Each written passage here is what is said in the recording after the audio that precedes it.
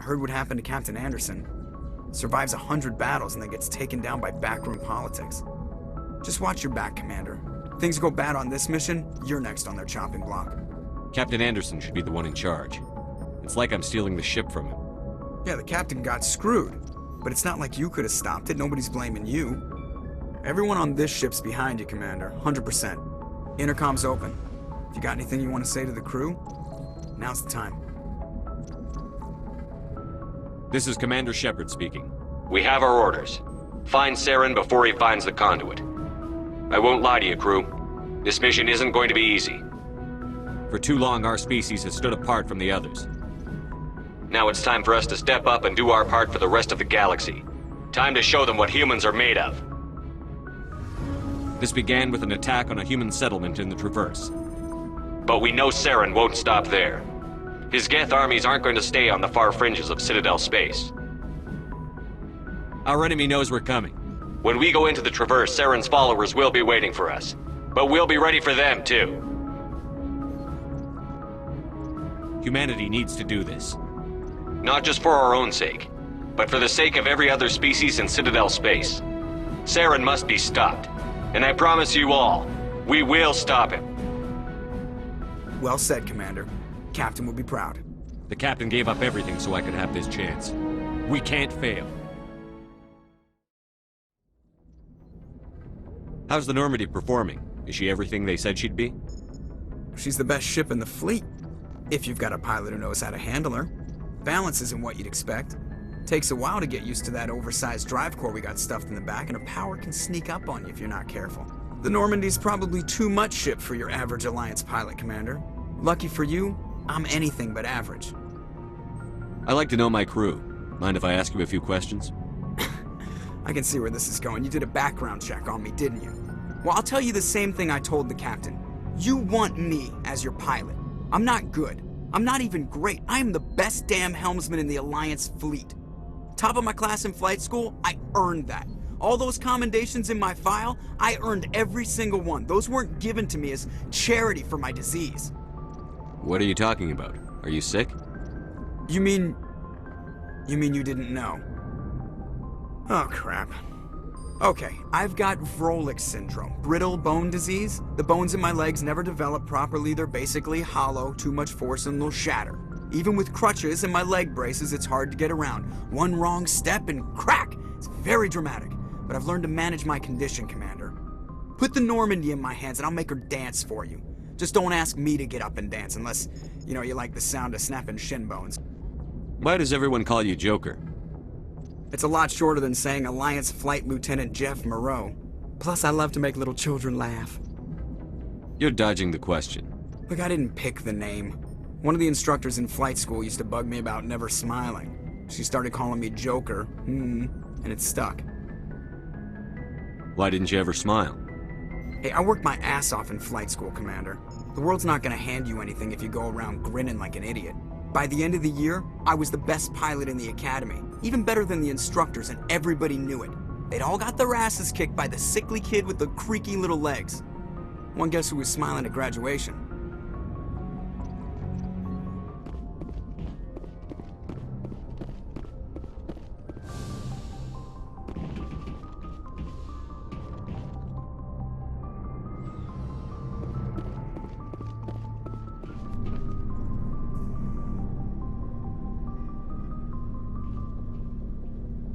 Anything you need, Commander?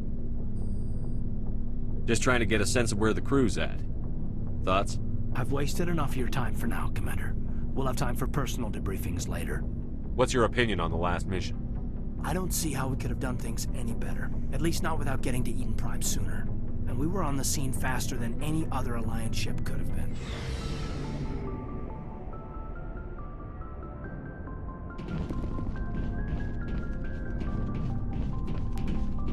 Nice ship you got, Shepard. What can I do for you? What's your story, Rex? There's no story.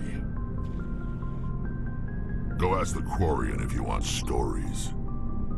You Krogan lived for centuries. Don't tell me you haven't had a few interesting adventures. Well, there was this one time the Turians almost wiped out our entire race. That was fun. I heard about that. You know, they almost did the same to us. It's not the same. It seems pretty much the same to me. So your people were infected with a genetic mutation? An infection that makes only a few in 1,000 children survive birth? And I suppose it's destroying your entire species? I suppose it isn't all the same. I don't expect you to understand, but don't compare humanity's fate with the Krogan. I was just making conversation. I wasn't trying to upset you. Your ignorance doesn't upset me, Shepard. As for the Krogan, I gave up on them long ago. The genophage infected us, but it's not what's killing us. Are your people really dying? We're sure not getting any stronger. We're too spread out.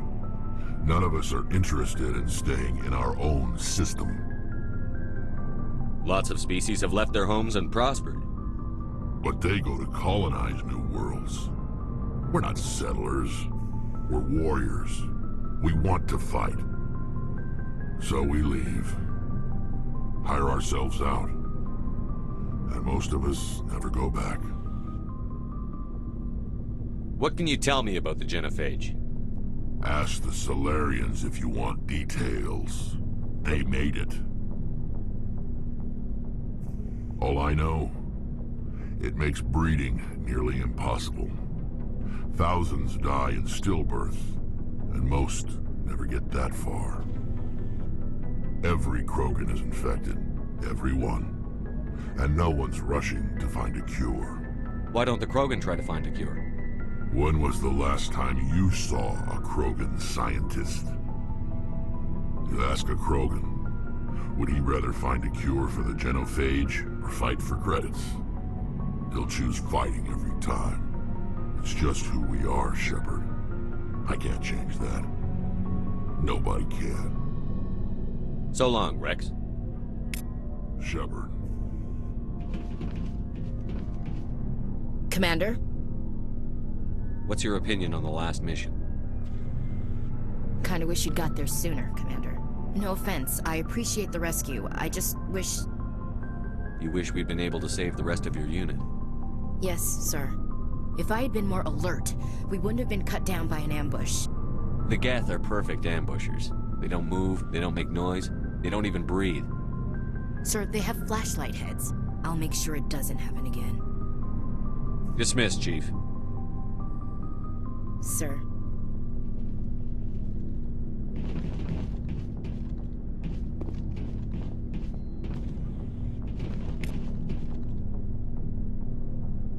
Thanks for bringing me on board, Commander. I knew working with a Spectre would be better than life at CSEC. Have you worked with a Spectre before? Well, no, but I know what they're like. Spectres make their own rules. You're free to handle things your way. At CSEC, you're buried by rules. The damn bureaucrats are always on your back. For the most part, the rules are there for a reason. Maybe. But sometimes it feels like the rules are only there to stop me from doing my work. If I'm trying to take down a suspect, it shouldn't matter how I do it, as long as I do it. But CSEC wants it done their way. Protocol and procedure come first. That's why I left. So you just quit because you didn't like the way they do things? There's more to it than that. It didn't start out bad, but as I rose in ranks, I got saddled with more and more red tape. CSEC's handling of Saren was typical. I just couldn't take it anymore. I hate leaving. I hope you made the right choice. I'd hate for you to regret it later. Well, that's sort of why I teamed up with you. It's a chance for me to get off the Citadel, see how things are done outside CSEC. Either way, I plan to make the most of this. And without CSEC headquarters looking over my shoulder, well, maybe I can get the job done my way for a change.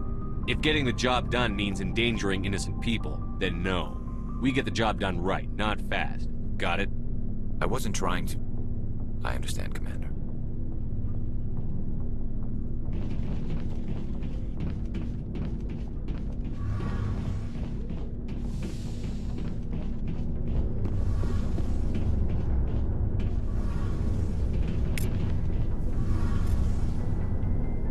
Hey, Commander, you know that Quarian, Tally? She's been spending all her time down here asking me about our engines. I'll tell her to leave you alone. What? No, she's amazing. I wish my guys were half as smart as she is. Give her a month on board and she'll know more about our engines than I do. She's got a real knack for technology, that one. I can see why you wanted her to come along. I figured she'd be a real asset to the team. You got an eye for talent, Commander, but I'm guessing that's not why you came down here. Fill me in on the IES stealth systems. How does it work exactly? You can't hide a ship out in space. They emit too much heat and radiation. Too easy for sensors to pick them up, unless you find a way to capture those emissions. So our stealth systems trap the energy we give off in storage sinks built into the ship itself. No emissions to give away our location. Eventually the sinks have to be vented. More than a few hours silent running and they overheat. Cook us inside our own hull. There's no way for anyone to detect us? A visual scan can still pick us up. Anyone looking out a window can see us plain as day. But you have to be pretty close to get an actual visual out in space. Most vessels rely on scanners. As long as the stealth systems are engaged, they can't see us. Not unless we accelerate to FTL speeds. Why doesn't it work with faster-than-light travel? Cranking up to FTL blue shifts our emissions, pushes them into frequencies too high to capture in the sinks. As soon as we make the jump, it's like setting off a flare. Sensors can pick up our location whenever we enter or exit FTL flight, but for short-range missions, our stealth systems are amazing, and we've got the only one. I want to know more about the Normandy. She's the best ship I've ever served on, probably the fastest vessel ever designed, and she's the only one using the new Tantalus drive core. What's so special about the Tantalus drive core? Proportionally, it's about twice the size of any other vessel. Not only are we faster, we can run at FTL speeds longer before we have to discharge the core. Where else have you served, Adams? If you name a class of Alliance ship, I've probably served on it. Everything from dreadnoughts and carriers right down to frigates like the Normandy. My last assignment was on the Tokyo, only a cruiser, but she was a good ship. Couldn't hold a candle to the Normandy, though. Carry on, Adams. Aye, aye, Commander. Your ship's amazing, Shepard. I've never seen a drive core like this before. I can't believe you were able to fit it into a ship this small. I'm starting to understand why you humans have been so successful. I had no idea Alliance vessels were so advanced. The Normandy's a prototype. Cutting-edge technology. A month ago, I was patching a makeshift fuel line into a converted tug ship in the flotilla. Now, I'm sitting on board one of the most advanced vessels in Citadel space. I have to thank you again for bringing me along. Traveling on a vessel like this is a dream come true for me. I had no idea you found ship technology so interesting. It comes with being a Quarian. The migrant fleet is the key to the survival of my people. Ships are our most valuable resource. But we don't have anything like this. We make do with cast-offs and second-hand equipment. We just try to keep them running for as long as we can. Some of the fleet's larger vessels date all the way back to our original flight from the Geth. I can't believe your fleet's still using ships that are 3 centuries old. They're constantly being repaired, modified, and refitted. They aren't pretty, but they work. Mostly. We've tried to make ourselves as independent as possible on the flotilla. Grow our own food, mine, and process our own fuel. But some things we just can't make on our own. A patch to maintain the hull integrity requires raw materials we just don't have. That's why our pilgrimages are so important. I want to know more about the pilgrimage. When my people reach maturity, we leave our birth ships and seek acceptance with a new crew. It's necessary to maintain genetic diversity among the fleet. But no ship wants to accept someone who will be a burden on them. So, to prove our worth, we embark on a pilgrimage.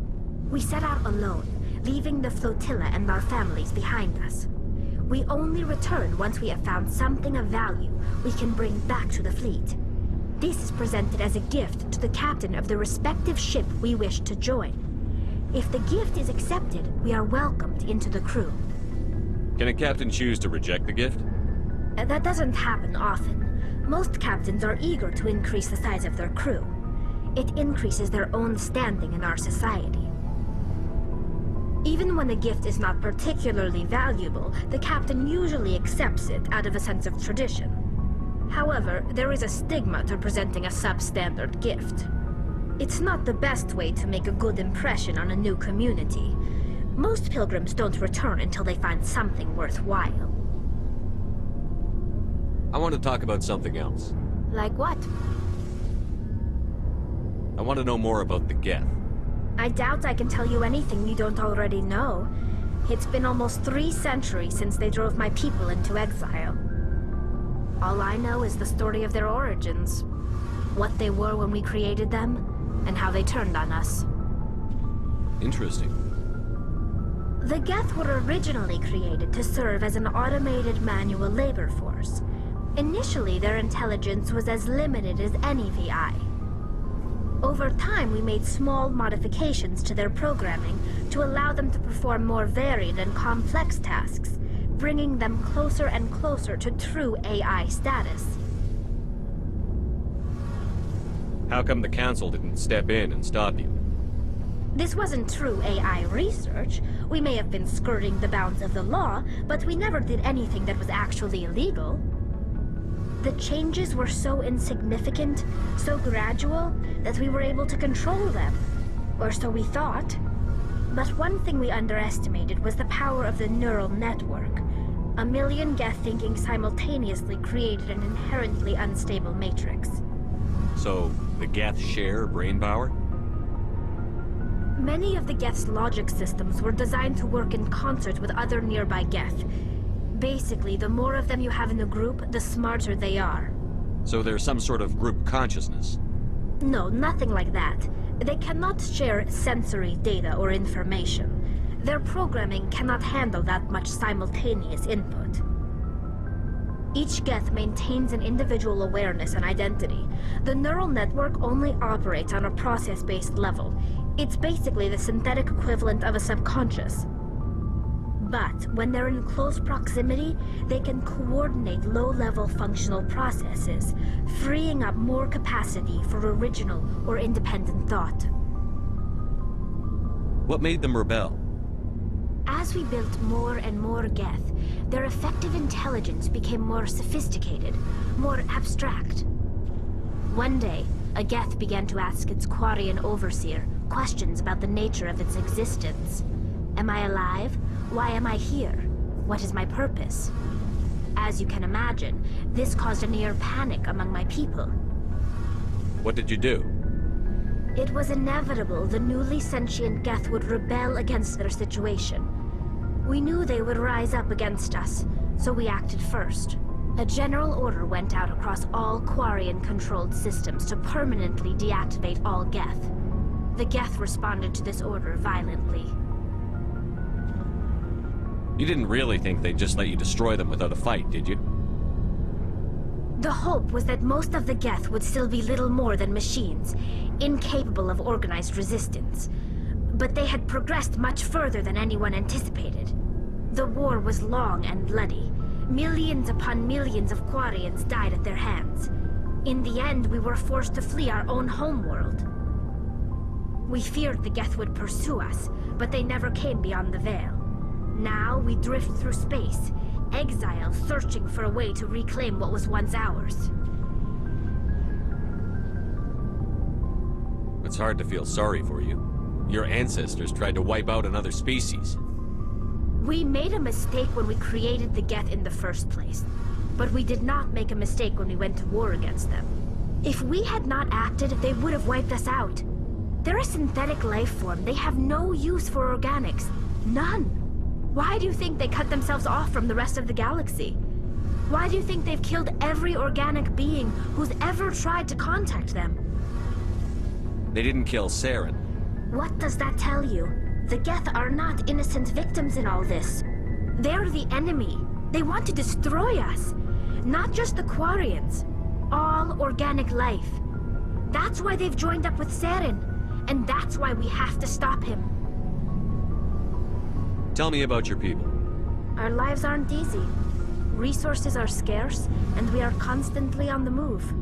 Everything we do must in some way contribute to the continuation of the migrant fleet.